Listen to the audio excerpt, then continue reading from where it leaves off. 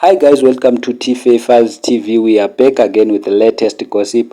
Nyaya dziri kupisa dziri kutenderera pa social media. As you all know, Winky D aiperforma Bulawayo asi akadedzera kuti I have been warned kuti ndisaimbe ngoma dzavanosikira vachiti ndedzavo ndedze ZANU-PF ndiri kuvanyomba saka hazviite kuti ndidziimbe. And Winky D akadedzera kudaro asi akadedzera they can't stop my playlist.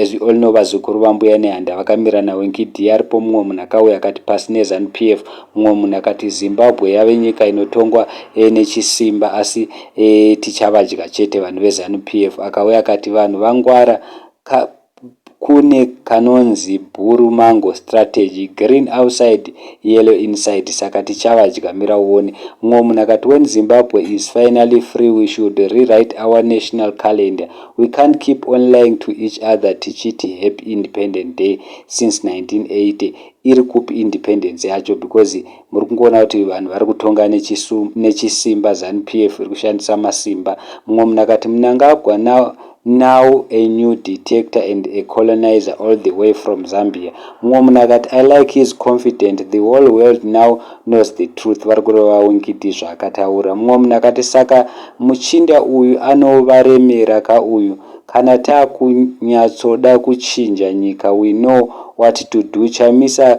akakundikana we can have another candidate.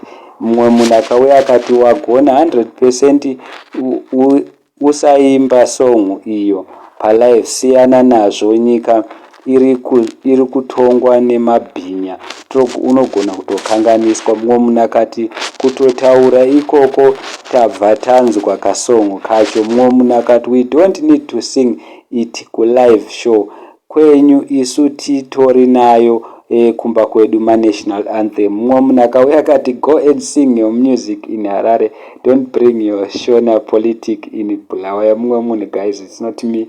Mumwe munhu akati this is the land we fight for, nai hapana zvakaoma. Mumwe munhu akati one day we will all be free from this type of leadership, God is watching, he is not sleeping. Mumwe munhu akati Ian Smith was better than ZANU-PF. Mumwe munhu akauya akati the voice of the voiceless, enough is enough. Mumwe munhu akati and those people were busy celebrating Independent Day not long ago, ivo vachiita zvisina kunaka. Mumwe munhu akati go and register to vote kuti tivabise varakashi. Mumwe munhu akati mumwe munhu akati anomakwa ndiye ane bhora, Winky D iwe ramba wakatsika. Mumwe munhu akati don't worry, we will play this song kumba kwedu because we have the song and we are in love with it. Mumwe munhu akati Gaffa to the world, keep on going. So guys, ndo nyaya ngatauya nayo. Mafans aWinky D, Gaffa fans ataurawo zvavo zvakasiyana siyana mushure mekunge Winky D akauyawo nemessage yake achivaudza kuti zvanzi ndisaimbe ngoma iyi, I have been warned. Asi vazukuru vadedzera kuti haiwa Gaffa, usatye, nyange usina kuimba palive on stage tichairovera kudzimba dzedu, don't worry. So ndo nyaya ngatauya nayo guys. Thank you so much. Don't forget to subscribe to our channel. I'm out.